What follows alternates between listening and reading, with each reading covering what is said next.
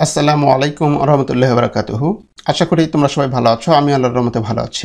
আজকে দেখব bank reconciliation statement বা ব্যাংক সমন্বয় বিবরণী অধ্যায়ের একটি অঙ্ক। এই অঙ্কটি এসেছিল এইচএসসি পরীক্ষা ঢাকা বোর্ড 2019 সালে এসেছিল অঙ্কটি। আর তার আগে বলবো, যদি আমার ইউটিউব চ্যানেল থেকে একটু উপকৃত হও তাহলে আমার ইউটিউব চ্যানেলকে সাবস্ক্রাইব করিও আর ভিডিওতে একটি লাইক দিও। আর যদি বুঝতে সমস্যা হয় তাহলে অবশ্যই কমেন্ট করে জানাবে। তো চলো শুরু করি। অঙ্কটিতে বলা আছে এরকম: জনাব রহমানের হিসাব বই থেকে 31শে ডিসেম্বর 2018 তারিখে নিম্নলিখিত তথ্যসমূহ নেওয়া হয়েছে। 1. নগদান বই অনুযায়ী ব্যাংক জমার উদ্বৃত্ত 70,000 টাকা। 2. 5,000 টাকার ইস্যুকৃত একটি চেক পরিশোধের জন্য এখনও ব্যাংকে উপস্থাপিত হয়নি। 3. 10,000 টাকার একটি চেক আদায়ের জন্য ব্যাংকে জমা দেওয়া হয়েছে কিন্তু ব্যাংক কর্তৃক এখনও আদায় হয়নি। 4. দেনাদার কর্তৃক সরাসরি 15,000 টাকা ব্যাংকে জমা দেওয়া হয়েছে কিন্তু নগদান বইতে লিপিবদ্ধ হয়নি। 5. ইস্যুকৃত চেক ব্যাংক কর্তৃক প্রত্যাখ্যাত 3,000 টাকা। 6. ব্যাংক কর্তৃক লভ্যাংশ আদায় 2,000 টাকা যা নগদান বইতে লিপিবদ্ধ হয়নি। 7. ব্যাংক কর্তৃক ধার্যকৃত চার্জ 100 টাকা এবং ব্যাংক সুদ 200 টাকা নগদান বইতে লিপিবদ্ধ হয়নি। এগুলোর প্রেক্ষিতে আমাদের করতে বলেছে: ক. ব্যাংক বিবরণীতে লেখা হয়নি এরূপ লেনদেনের তালিকা তৈরি করো। খ. উপরোক্ত তথ্যাবলী থেকে একটি ব্যাংক সমন্বয় বিবরণী প্রস্তুত করো। গ. 4, 5, 6 এবং 7 নং লেনদেন সমূহের জাবেদা দাখিলা দাও। তো প্রথমে আমরা দেখব ক নাম্বার, ব্যাংক বিবরণীতে লেখা হয়নি এরূপ লেনদেনের তালিকা তৈরি করব। তো ব্যাংক বিবরণীতে যেগুলো লেখা হয়নি সেগুলো একটা তালিকা দেখব। আমরা এভাবে লিখব: ক নাম্বার দেব, ব্যাংক বিবরণীতে লেখা হয়নি এমন লেনদেনের তালিকা নিম্নরূপ। আমরা এইভাবে ঘর দেখাবো তারিখ এবং বিবরণ। এখানে 2018 31শে ডিসেম্বর তারিখ দিব আমরা। আর এখানে যেগুলো ব্যাংক বিবরণীতে লেখা হয়নি সেগুলো লিখবো আমরা। প্রথমে 2 নাম্বার, এখানে আমাদের 2 নম্বরে বলা আছে 5,000 টাকার ইস্যুকৃত একটি চেক পরিশোধের জন্য ব্যাংকে উপস্থাপিত হয়নি।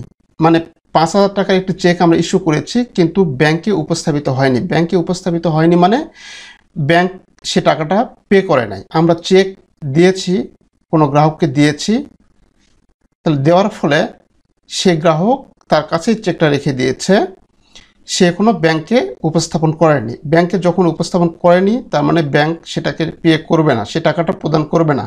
না করলে ব্যাংক স্টেটমেন্টে কোনো টাকা হিট করবে না। এই 5,000 টাকা হিট করেনি বা করবে না, তার মানে এটা ব্যাংক স্টেটমেন্টে লেখা হয়নি। তাহলে আমরা যেটা লেখা হয়নি সেটা এখানে আমরা লিখব 2 নাম্বার দিয়ে, 5,000 টাকা ইস্যুকৃত একটি চেক পরিশোধের জন্য এখনও ব্যাংকে উপস্থাপিত হয়নি, এটা লিখব। তারপরে লিখেছি 3 নাম্বার। 3 নম্বরে বলা আছে 10,000 টাকার একটি চেক আদায়ের জন্য ব্যাংকে জমা দেওয়া হয়েছে কিন্তু ব্যাংক কর্তৃক এখনও আদায় হয়নি। ব্যাংক কর্তৃক এখনও আদায় হয়নি মানে আমরা চেক ব্যাংকে দিয়েছি কিন্তু ব্যাংক সে টাকাটা এখনও আদায় করেনি। তাহলে আদায় না করলে ব্যাংকের স্টেটমেন্টে হিট করবে না, মানে 10,000 টাকা লিপিবদ্ধ হবে না। তাহলে লিপিবদ্ধ না হলে এটা আমরা কি করব, এটা আমরা এখানে লিখব 3 নাম্বার, 10,000 টাকার একটি চেক আদায়ের জন্য ব্যাংকে জমা দেওয়া হয়েছে কিন্তু ব্যাংক কর্তৃক আদায় হয়নি। তাহলে ব্যাংক কর্তৃক আদায় হয়নি মানে ব্যাংকের স্টেটমেন্টে লেখা হয়নি। তারপরে 5 নাম্বার বলা আছে ইস্যুকৃত চেক ব্যাংক কর্তৃক প্রত্যাখ্যাত হয়েছে 3,000 টাকা। তাহলে আমরা কারো কাছে চেক দিয়েছি, যে কেউ আমাদের কাছ থেকে 3,000 টাকা পাইতো তাকে আমরা চেক দিয়েছি। চেক দেওয়ার ফলে ব্যাংকে সে চেকটা উপস্থাপন করেছে ঠিকই, কিন্তু কোনো কারণে ব্যাংক সেটাকে প্রত্যাখ্যাত করেছে, মানে ব্যাংক সে টাকাটা পে করেনি। ব্যাংকে উপস্থাপন করেছে ঠিকই কিন্তু ব্যাংক সে টাকাটা পে করেনি। তাহলে পে না করলে মানে প্রদান না করলে ব্যাংক স্টেটমেন্টে সেটা হিট করবে না, মানে ব্যাংক স্টেটমেন্টে সেটা লেখা হবে না। তার মানে এই লেনদেনটাও লেখা হয়নি। তাহলে এখানে 5 নম্বর আমরা লিখবো ইস্যুকৃত চেক ব্যাংক কর্তৃক প্রত্যাখ্যাত হয়েছে 3,000 টাকা।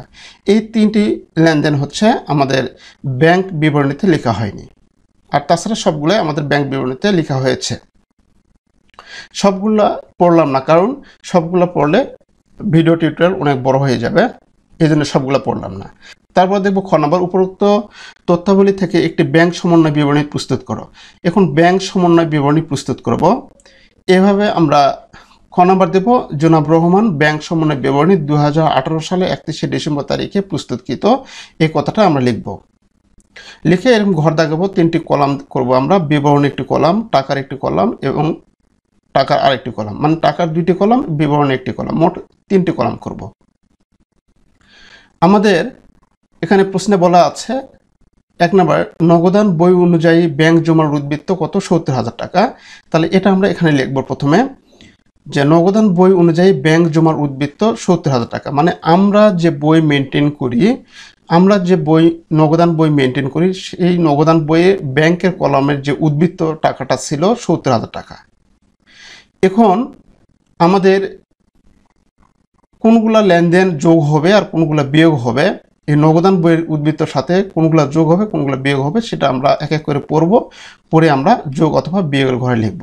প্রথমে আমরা এখানে যোগ লিখব, তারপরে এখানে বিয়োগ, একটু স্পেস রেখে আমরা বিয়োগ লিখব এইভাবে। এখন আমরা দেখব, প্রথমে বলা আছে 2 নাম্বার, 5,000 টাকার ইস্যুকৃত একটি চেক পরিশোধের জন্য এখনো ব্যাংকে উপস্থাপিত হয়নি। মানে 5,000 টাকার চেক আমরা ইস্যু করেছি, কোনো গ্রাহককে আমরা দিয়েছি 5,000 টাকার চেক, সেই চেকটা পরিশোধের জন্য এখনো ব্যাংকে উপস্থাপিত হয়নি। তার মানে আমরা নগদান, যখন কোনো গ্রাহককে আমরা চেকটা দেই, চেকটা দেওয়ার সঙ্গে সঙ্গে আমরা নগদান বইয়ের ব্যাংকের ঘর থেকে 5,000 টাকা আমরা কি করেছি? মাইনাস করেছি। তাহলে যদি মাইনাস করে থাকি তাহলে ব্যাংকে উপস্থাপিত হয়নি, তাহলে নগদান বইয়ে মাইনাস করছি, তার মানে ব্যাংক থেকেও কমে যাবে। তাহলে ব্যাংক থেকে, যেহেতু ব্যাংকে উপস্থাপিত হয়নি, তার মানে ব্যাংকে এটা ব্যাংক থেকে কমেনি। তাহলে ব্যাংক থেকে নাম কমলে কিন্তু নগদান থেকে ঠিকই কমছে। তাহলে এখন কি করব আমরা? নগদান থেকে, তাহলে ব্যাংকের সাথে মিলানোর জন্য আমরা কি করব? নগদানের সাথে যোগ করব। এটা এখানে লিখবো আমরা 2 নাম্বার দিয়ে। 1 নাম্বার দেব, দিয়ে ইস্যুকৃত চেক ব্যাংক কর্তৃক পরিশোধিত হয়নি 2 নাম্বার। কত টাকা? 5,000 টাকা। তাহলে এই 5,000 টাকা আমরা এইভাবে লিখবো, এই ঘরে লিখবো আমরা, এটা যোগের আইটেমে লিখবো। মানে নগদান বই থেকে আমরা মাইনাস ঠিকই করেছি, কিন্তু ব্যাংক থেকে মাইনাস হয়নি। তাহলে ব্যাংক থেকে মাইনাস না হলে নগদান বইয়ের সাথে এটা কি করব? আমরা যোগ করে দিব। তারপরে বলা আছে 3 নাম্বার, 10,000 টাকার একটি চেক আদায়ের জন্য ব্যাংকে জমা দেওয়া হয়েছে, কিন্তু ব্যাংক কর্তৃক এখনো আদায় হয়নি। তাহলে 10,000 টাকার একটি চেক আমরা ব্যাংকে জমা দিয়েছি আদায়ের জন্য, কিন্তু ব্যাংক আদায় করতে পারেনি বা করেনি। তাহলে 10,000 টাকার চেক যখন আমরা ব্যাংকে দিয়েছি, তখন আমরা নগদান বইয়ে, আমরা যখন আমাদের ব্যবসা প্রতিষ্ঠানের নগদান বইয়ে ব্যাংকের ঘরে 10,000 টাকার চেক যখন ব্যাংকে জমা প্রেরণ করেছি, আমরা তখন ব্যাংকের কলামের সাথে যোগ করেছি 10,000 টাকা। কিন্তু ব্যাংক আদায় করতে পারলে তো যোগ করবে, কিন্তু এখনো আদায় করেনি। তার মানে ব্যাংকে এখনো আদায় করেনি, মানে ব্যাংকের ব্যালেন্স নগদান ব্যালেন্সের সাথে গরমিল হবে। তাহলে নগদানে এটা আমরা কি করেছি? জমা করেছি। তাহলে নগদানে জমা করেছি কিন্তু ব্যাংকে জমা হয়নি। তাহলে কি করব? নগদান থেকে এখন এটা মাইনাস করব। তাহলে এটা আমরা বিয়োগের এখানে লিখব 1 নাম্বার দিয়ে, আদায়ের জন্য জমাকৃত চেক ব্যাংক কর্তৃক আদায় হয়নি কত? 10,000 টাকা। এটা আমরা বিয়োগ করে দেব। নগদান বইয়ে দেখাইছি যোগ করেছিলাম, সেটা এখন কি করব? নগদান থেকে মাইনাস করব। আচ্ছা, তারপরে 4 নাম্বার, দেনাদার কর্তৃক সরাসরি 15,000 টাকা ব্যাংকে জমা দেওয়া হয়েছে, কিন্তু নগদান বইতে লিপিবদ্ধ হয়নি। দেনাদার কর্তৃক ব্যাংকে সরাসরি টাকা জমা দিয়েছে, মানে কারো কাছ থেকে আমরা টাকা পাইতাম, তাকে আমরা তো বলি দেনাদার। সে আমাদের টাকা না দিয়ে সরাসরি কী করেছে? আমাদের যে ব্যাংকের হিসাব আছে সেই ব্যাংক হিসাবে টাকা দিয়েছে 15,000 টাকা, কিন্তু আমরা নগদান বইতে লিখিনি। তার মানে ব্যাংকের ঘরে, মানে ব্যাংকে 15,000 টাকা যোগ হয়েছে, আমাদের নগদানে যোগ হয়নি। তাহলে নগদানে কি করব? এখন আমরা নগদানে যোগ করে দিব। তাহলে আমরা কি করব? এখানে 2 নাম্বার দিয়ে লিখব, দেনাদার কর্তৃক সরাসরি ব্যাংকে জমা দেন কিন্তু নগদান বইয়ে লিপিবদ্ধ হয়নি। কত নাম্বার? 4 নাম্বার ছিল। এটা ওই অঙ্কের নাম্বারটা, এখানে সিরিয়াল নাম্বারটা এই পাশে লিখে দিয়েছি। এই যে সিরিয়াল নাম্বারটা, এই সিরিয়াল নাম্বারটা এই পাশে লিখে দিয়েছি। তাহলে দেনাদার কর্তৃক সরাসরি ব্যাংকে জমা দেন কিন্তু নগদান বইতে লিপিবদ্ধ হয়নি। কত টাকা? 15,000 টাকা। আচ্ছা, তারপরে বলা আছে 5 নাম্বার, ইস্যুকৃত চেক ব্যাংক কর্তৃক প্রত্যাখ্যাত 3,000 টাকা। ইস্যুকৃত চেক ব্যাংক কর্তৃক প্রত্যাখ্যাত 3,000 টাকা। মানে ইস্যুকৃত চেক বলতে কি বুঝি আমরা? ইস্যুকৃত বলতে আমরা চেক, আমাদের চেক কাউকে দিয়েছি, কেউ আমাদের কাছ থেকে টাকা পাইতো, এই জন্য আমরা তাকে একটা চেক দিয়েছি 3000 টাকা, কিন্তু সেই চেকটা সে কী করেছে, ব্যাংকে উপস্থাপন করেছে ঠিকই, কিন্তু ব্যাংক সেই টাকাটা প্রদান করেনি, কোনো এক কারণে প্রদান করেনি। তাহলে প্রদান না করলে যখন আমরা চেক ইস্যু করব, তখন আমরা কি করব, আমাদের যে নগদান বইয়ে যে ব্যাংকের কলাম, সেখান থেকে আমরা ম্যানেজ করব 3000 টাকা, কিন্তু ব্যাংক তো ম্যানেজ করেনি। তাহলে ব্যাংক না ম্যানেজ করলে কি হয়েছে, আমাদের ম্যানেজ করাটা ঠিক ছিল না। তাহলে এখন আমরা কি করব, এখন আমরা সেটা যোগ করে দিব। এখন আমরা এই যোগের পাশে লিখব ইস্যুকৃত চেক প্রত্যাখ্যাত, এখানে 5 নাম্বার, কত টাকা, 3000 টাকা। তারপরে দেখব 6 নাম্বার, ব্যাংক কর্তৃক লভ্যাংশ আদায় 2000 টাকা যা নগদান বইতে লিপিবদ্ধ হয়নি। ব্যাংক কর্তৃক লভ্যাংশ আদায় মানে ব্যাংক কোন একটা লভ্যাংশ আমাদের আদায় করেছে, কিন্তু আমরা নগদান বইতে কি করছি, নগদান বইতে লিপিবদ্ধ করিনি। ব্যাংক ঠিকই লিপিবদ্ধ করেছে, কিন্তু নগদান বইতে লিপিবদ্ধ করেনি। তাহলে নগদান বইতে যদি লিপিবদ্ধ না করে, তাহলে নগদান বইয়ের সাথে এটা কি হয়ে যাবে, লিপিবদ্ধ করতে হবে, এখন তার মানে যোগ করতে হবে। তাহলে 4 নম্বরে ব্যাংক কর্তৃক লভ্যাংশ আদায় যা নগদান বইতে লিপিবদ্ধ হয়নি, কত, 2000 টাকা।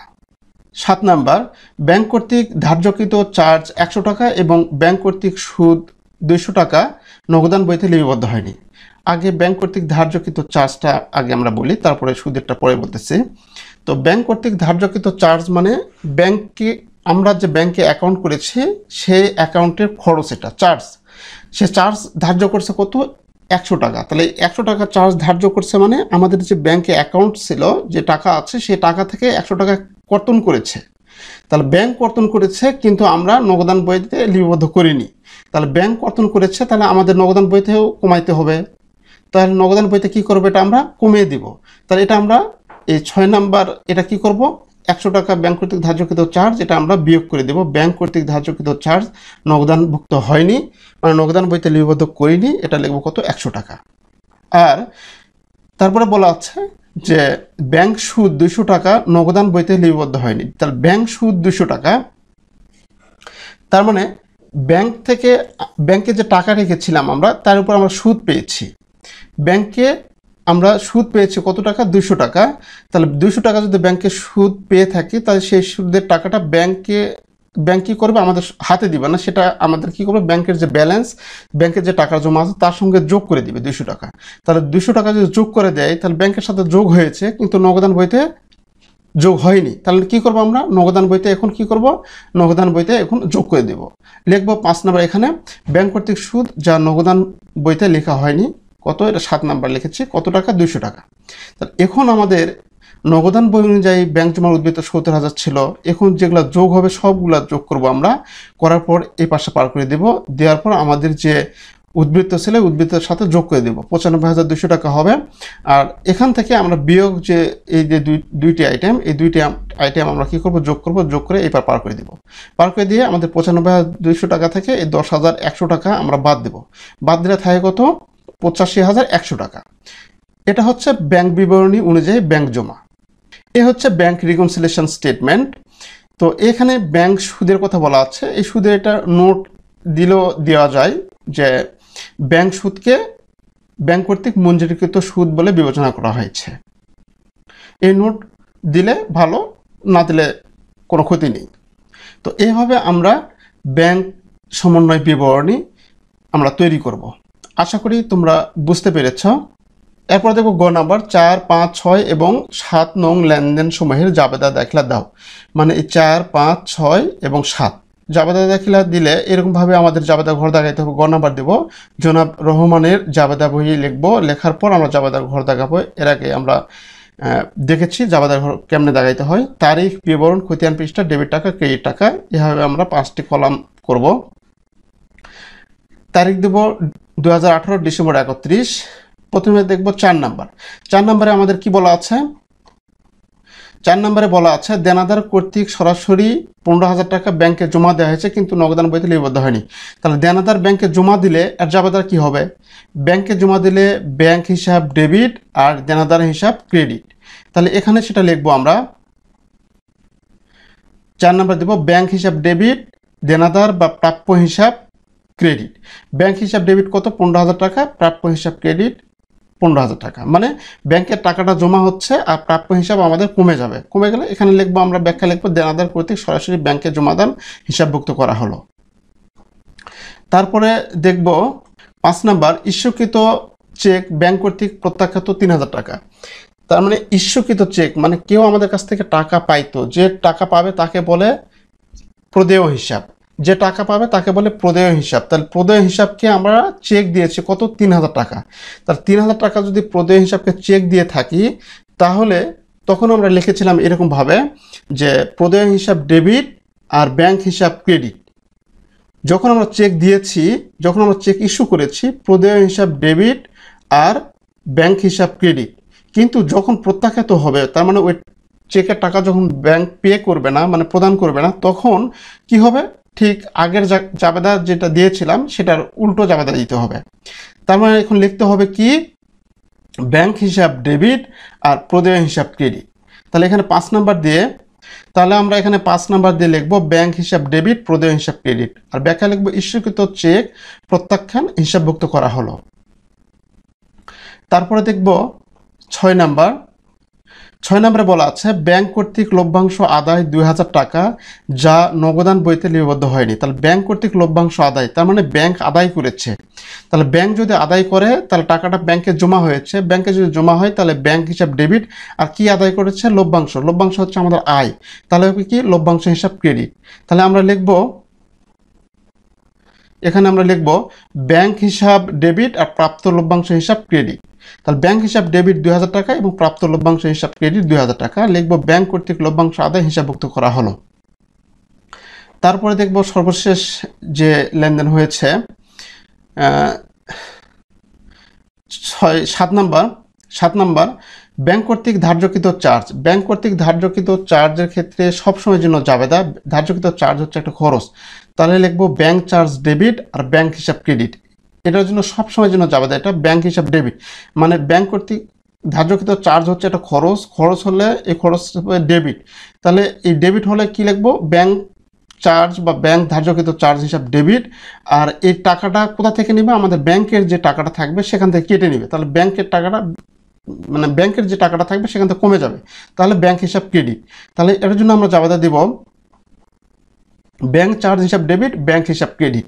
ব্যাংক কর্তৃক ধার্যকৃত চার্জ হিসাবভুক্ত করা হলো। তারপরে এখানে আরেকটা আছে ব্যাংক সুদ 200 টাকা নগদান বইতে লিপিবদ্ধ হয়নি। তাহলে ব্যাংক সুদ মানে এটা ব্যাংকের সুদের টাকাটা আমরা পাইছি। তাহলে সুদের টাকা পাইলে ব্যাংক সুদ হচ্ছে আমাদের আয়। আর সুদের টাকা পাইলে এটা কি করবে, ব্যাংক আমাদের সরাসরি হাতে দিবে না, আমাদের ব্যাংকের যে অ্যাকাউন্ট আছে সেই অ্যাকাউন্টে যোগ করে দিবে। তাহলে ব্যাংকের অ্যাকাউন্টে যোগ করে দিলে ব্যাংকের হিসাব বেড়ে যাবে। তাহলে ব্যাংকের হিসাব বেড়ে গেলে ব্যাংক হিসাব ডেবিট আর ব্যাংক সুদ হিসাব ক্রেডিট। যেহেতু ব্যাংক সুদ হচ্ছে আমাদের আয়, তাহলে এখানে আমরা জাবেদা দিব ব্যাংক হিসাব ডেবিট, ব্যাংক সুদ হিসাব ক্রেডিট। আর ব্যাখ্যা লিখব যে ব্যাংক কর্তৃক মঞ্জুরকৃত সুদ হিসাবভুক্ত করা হলো। এইভাবে আমরা জাবেদা দিব। তো প্রিয় শিক্ষার্থী, আশা করি তোমরা বুঝতে পেরেছ। তো তারপরে যদি বুঝতে কোনো সমস্যা হয় তাহলে অবশ্যই কমেন্টে জানাবে, আমি রিপ্লাই দেওয়ার চেষ্টা করব। তো আজকে এ পর্যন্ত, সবাই ভালো থাকবে। পরবর্তীতে দেখা হবে নতুন কোনো টিউটোরিয়াল নিয়ে। সে পর্যন্ত সবাই ভালো থাকবে। আল্লাহ হাফিজ।